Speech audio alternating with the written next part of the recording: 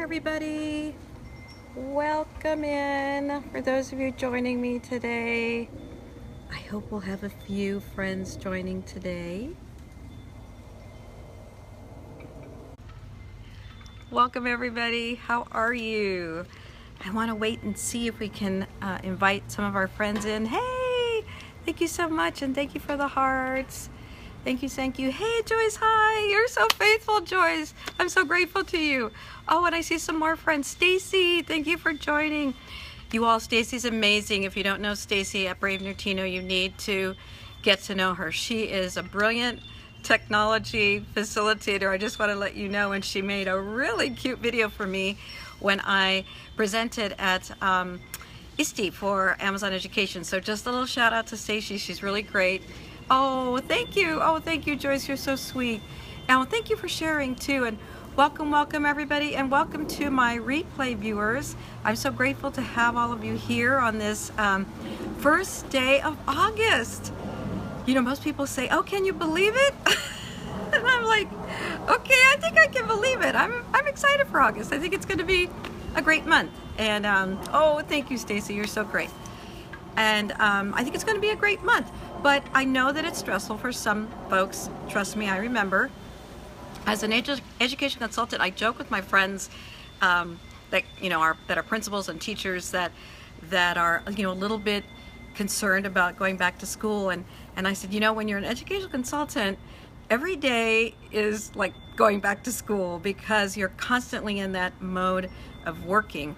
And but I remember the time. Oh, thank you for the hearts, friends. I remember the time when I was most recently a school principal, and gearing up for that back to school time is really exciting, but at the same time it's a little tough, right? So I just want to invite everybody in. Thank you so much for joining me. Let me take just a few minutes to tell you a little bit about myself in case we have some new friends on the scope today. My name is Lisa Dabbs, and I am an educational consultant and a blogger and an author and a speaker, and my passion, as I've developed it over the years, is to support and mentor new teachers. I'm also an adjunct professor, and I work with pre-service teachers at a local university. And so it truly is my passion, friends, to support new teachers, support pre-service teachers, and make them feel that there's someone, there's a group, there's a community that's coming alongside them, right? I don't know if you all remember, for those of you that aren't new teachers, what it was like when you were a new teacher in the classroom. And friends, I didn't have a mentor. I was really on my own, and it was really tough. And so in my commitment is, why does anybody else have to go through that? Let's not have any new teachers and pre-service teachers as they're getting ready to enter their classroom feel like that, right? Let's surround them with a community that might not necessarily be at their school site, right? So we surround them with a social media virtual community, right? And so as I developed my passion for new and pre-service teachers, again, share a little plug, I developed a chat for new teachers, and it's at Pound NT Chat. It's 6 years running as of May, and the idea is for it to be practitioner focused and supportive. Oh yes, thank you, yes, yes. And sometimes they don't help, right? Because you just don't meet, you don't match, there isn't a good vibe there. So yes, that's why I really believe strongly in surrounding them with a virtual community. So I did that, one of the pieces there, by developing NT Chat, which is it's the first and third Wednesday of the month at 5 p.m. Pacific time, 8 p.m. Eastern time, and for you Central Time folks, it's at 7 p.m. Central Time, so that they had a chat for their needs. And so I developed topics around the really specific needs of the new teachers. It's very practitioner focused, friends. It's not very theoretical, and sometimes I'll have people pipe in and say, well, why are you showing that and why are you teaching that? And I said, because that's what they learned in college. I'm practitioner focused in the chat, friends. I want them to go away with an idea. I hope they leave with 10 ideas, but if they can at least leave with one, then my job was done that night. And I'm so blessed to have experienced teachers join me. Oh, thank you, and have sometimes principals join me. I've even had a couple of superintendents join me, and I've been really happy when that happened, because I feel as though they're getting a chance to see what new teachers need, what they're tweeting about in that short hour, and maybe even connecting with some of them later. So The new teacher chat is for that support. And then friends, along with that, I developed a Google Plus community, a Facebook community. I've developed Pinterest boards for new teachers. And now, thanks to, I have to give a shout out to Valerie Lewis, an amazing educator. And you can find her at PassTheScope.edu hashtag. Put in that hashtag and you'll find her. But she was the one, friends, that really inspired me to get back to periscoping. But friends, getting back to periscoping with intention. I know that there are thousands of periscopers now, right? For those of us that are on Periscope. But for me, it's important to be periscoping with intention. And then periscoping around things that I hope will support and mentor new teachers. So my scopes are going to be, friends, 99% of the time around the needs of new and pre-service teachers. So today, I'm going to share, and I thank you all for coming really quickly because I don't want my scope to go beyond like 15 minutes. I'm going to scope in this series, my back to school series, on working with parents. Now, most of you that are experienced teachers know that's a tough one, right? I'm a parent. Some of you are parents. I was a principal who was a parent. I was sometimes a teacher's worst nightmare because I would come in for parent conference and the poor teachers of my sons would be like, oh my gosh, you're a principal and I have your child. But after they got to know me, they knew that it was okay, that I wasn't going to bite them, that I really admire all the work that they did, with my children. But when you're new in the classroom and you begin to work with other people's children, working with parents can be very, very challenging, right? So I want to share 5 quick tips for that, and I hope that they can be helpful. So let's go to the first one. I really believe, and most of you will probably chime in with this, and please add some comments because later on when others see the replay, they'll say, oh yes, that was a great idea that Stacey shared or that Joyce shared, besides what Lisa was saying. So yes, absolutely, Stacey Pickering. So the first one, pretty basic. And you'll say, oh, yes, Lisa, of course. But for a new teacher, maybe not so much. So begin on a positive note. Okay, and I love that I say that because, honestly, friends, that's not always the case. There are new teachers that I've worked with in the past who didn't begin with a positive note.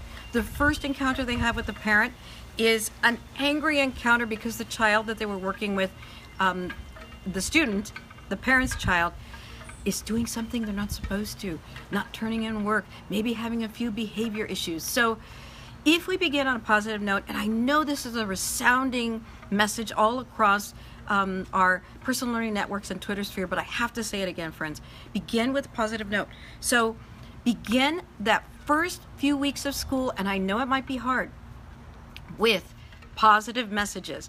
I'm so happy to have your child here. I'm so happy to have Susie, Johnny, Jose, Lucy, and share something positive. Maybe you send it home with the child in a note. Maybe you send it home via email. Maybe you have an ability to text it, and I'll talk about a little application that I really love, and some of you please share the ones that you like. But let's just say, start with the good old-fashioned phone call home to parents. And I know, sometimes we don't have emails, sometimes we don't have messages, sometimes we don't have numbers, but let's not come up with barriers, let's come up with solutions. So quickly, let's make sure, new teachers, start with the most positive thing you can do to say about the child that you've observed in that short 1 to 2 weeks. And yes, Stacey, absolutely. So number 2, ask parents for the best way to communicate with them. Before I get into a great application that I love, find out from them. Do they work nights? Will a phone call not work in the afternoon because they're taking off for work? Do they work shifts? Do they work out of town, and are they home with a grandparent? Is an auntie maybe taking care of them? So find out from them, do a little quick survey and find out what's the best way to communicate with you. Do you like text messaging? Do you like emails? Do you like phone calls? Should I just send a paper note? And of course we know that sometimes those notes will get home. But let's find out what's the best way to reach our parents? What's the best way to communicate with them? And then let's be consistent and keep your notes. Keep your notes. New teachers, keep your notes. Okay, these 6 parents likes text. These 4 parents like a phone call. These other 10 prefer an email. So find out from them which is the best way to communicate with them. Maybe pass this around at back to school. Maybe try to find out before back to school night, but find out from them which is the best way to communicate with them. Okay, and then number 3, invite parents to be a part of your team. Okay, friends, when I was a principal, I would have teachers come in and say, this parent doesn't like me. This parent's angry with me. This parent is always upset with me. So what I would ask them is, well, what have you done to make the parents feel welcome? And as Stacey said a few minutes ago, it's petrifying for a new teacher when they encounter students. Oh, thank you, Rosul. I appreciate that. That's so kind of you to say. Thank you so much. So in order for it not to be as petrifying, invite them in. Let them know that they're a part of your team. And this might be hard, but find ways, find solutions, find ways to bring parents in. Can they volunteer in class maybe once a week? Can they read to students once a week? Maybe they come in virtually. Oh, my friends, we could do that now. I couldn't do that when I was a teacher, but you can. Have parent volunteers that come in through different modes. Maybe they come in through Skype, through Hangout, through appear.in. You can set it up so they can volunteer. You know, we don't have any roadblocks anymore, friends. We don't have any non-solutions. For every problem, there's a solution. So how can you invite them in? If they can't come in physically, can they come in virtually? Or is there some good old-fashioned project that you would love for a parent to help you out with that you send home? So if we invite them in and let them know that we want them to be a part of our team, they're going to feel so much more welcome. And yes, Stacey, even if it's just offering a project like that, oh my gosh, parents are going to feel so good. Let me tell you really quickly. I was a principal for many of the years that my boys were in elementary school and ongoing. So I wasn't able to volunteer. I wasn't able to be in the classroom. And sadly, friends, we didn't have all these virtual opportunities for me as a principal to come in and help. I would have loved if a teacher would have sent home a project for me or called me and said, hey, Mrs. Dabbs, would you be willing to do this project at home? I think our assumptions, friends, sometimes keep us from that. Yes, that's right, Rasul. They might have thought I didn't have time because I was a principal. So here we go. Our assumptions might cause roadblocks. So take those out and say, Mrs. Dabbs, I know you're a principal, but Mr. King, I know you work a night shift, but Mrs. Thompson, I know you're a police officer, but. So let's remove those assumptions and open up those lines of communication and solutions so that we can have all our parents be invited in. So important. Okay, number 4. Do some PD for parents. Now, I know, friends, we're exhausted. And speaking to my new teacher community, you're even more exhausted. It's your first year, 3rd year, maybe even your 5th year. But friends, trust me, do some PD with your parents. Maybe it's a short half an hour PD 3 times during the school year. Maybe, yes, Russell, especially for our ELL parents. Maybe it's an hour, twice a year, where you do something fun and ask the parents what they need support with. If 5 parents show up or 50 parents show up, it doesn't matter. The point is you did it. You shared with them. You made them feel welcome and you brought them in to the learnings. Yes, it's so great to work with our parents. And again, ask them. Ask them what they'd like to learn about. You might be surprised what they're going to share with you. And you might say, yikes, I didn't realize that they want to learn about that. Let me develop some great PD around that. And I could go into a ton of topics, right? But invite them in through workshops. Number 4, do some PD for parents. Maybe you do a quick Periscope and you share it with them. So it's a great opportunity to do some PD for parents based on a needs assessment, based on what they need, and you are also going to share some things that you want to make sure that they learn about as well. So let's do some PD for parents. And then lastly, learn to listen. One of the things that I think is so important, friends, is that as teachers, and I raise my hand as a principal, I did so much talking. I was talking nonstop. I'd be walking down the hallway and my teacher would say, Lisa, do I have 5 minutes? And I said, yes, walk with me. But I was doing so much talking that sometimes, friends, we don't slow down to listen. So number 5 is important. Learn to listen. What happens is parents are tired. Parents might be angry. Parents might be frustrated. And so they come in, and maybe sometimes they come in with a little bit of a aggressive posture, okay? But we need to listen. We need to listen first. And maybe that aggressive posture isn't really directed at you. It's directed at the freeway they had to drive on. It's directed at something completely different. But trust me, I've been there. Not only as a teacher, but as a principal. And later on, 5 to 6 minutes into the conference, the parents would say, "Oh, Mrs. Dabbs, I'm so sorry. I'm not angry at you. I'm angry at..." And oh, just by listening, I help to de-escalate the situation. But I'm a skilled educator, okay? As a new teacher, you are not as skilled. Thank you so much for the hearts. So I want you to practice listening and then learning. And sometimes it's okay to say, "Oh, I can hear that you sound," but sometimes all I did was do this. And then I took notes and I said, I'm taking some notes because what you say matters. There's no way as a new teacher you're going to remember everything that a parent is sharing with you, everything that a parent needs to tell you about, everything that a parent needs to get off their chest. And again, remember, it's not always directed at you. 90% of the time, it's something completely different. Maybe it's a frustration going on at home. But if you listen, when you take the time to learn to listen, and yes, absolutely, Joyce, using the I statement, you're going to find windows into the needs of your parents, which then are windows into the needs of their children that you didn't know were there. So take the time to listen. About a year or two ago, I wrote a blog post, which I'm going to reshare, that's called "Let Me Hear You Listen." And it became so popular because friends all around my personal learning network said, "Lisa, I don't do enough with listening. I don't listen to my community. I don't listen to my parents. I don't even listen to my kids." So number 5, friends, learn. Take the time to listen and learn. And then lastly, I just want to give a pitch for an application that I really, really love. And friends, please put in the chat box, in the chat stream, something that you might enjoy too. So lastly, really quickly, I love the idea of using a text messaging app to communicate with parents. Now, I'm going to raise my hand again. My personal favorite is Remind, but there's different ones out there, right? There's Blooms, and there's a few others. So if you have a favorite, please share it in the chat stream so when our new teachers come back and they look later on, they'll see them. But I love Remind. I want you to go to remind.com and check out the application Remind.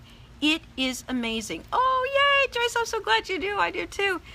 I love Remind because I've already used it, friends, for many years, and it's great. I use it with my pre-service teachers. Unfortunately, I wasn't around when I was a school principal. Otherwise, I would have used it at my school site. But think about an application that might support you in your work. And again, new teachers, I'm talking to you. And think about using an application like Remind to help you quickly, pleasantly, energetically, enthusiastically share with your parents. And remember, an application like Remind allows you to share not only text messages, but links, maybe a link to a blog or a Google Doc that you've created. You can share a movie, you can share video, you can share, a movie is video, right? But maybe it's a video that's already pre-prepared. You can share images of the pictures of their children.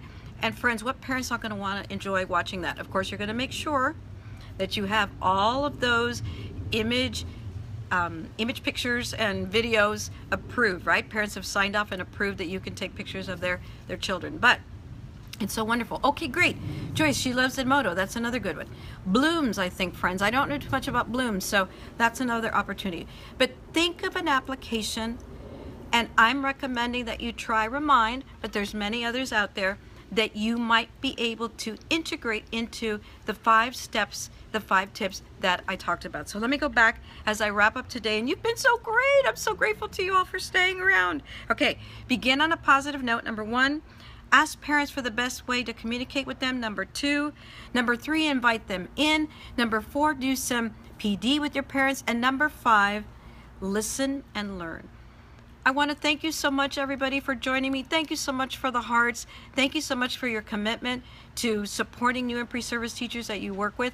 I'm excited for the second to last day. And tomorrow, I hope you'll join me at the same time for my last back to school tips for teachers in this new Teacher Academy series that I brought to life from a blog series that I have, where we're going to talk about building relationships. And again, you might feel that it's a very simplistic topic, but it's so important. Building relationships is at the core of everything that we do as educators.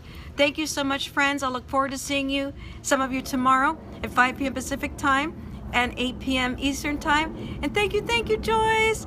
Thank you all for coming. Thank you for the hearts. Thank you for your commitment. And it's my pleasure and my honor to be here with my Periscope community and my Periscope family. Thank you, everybody.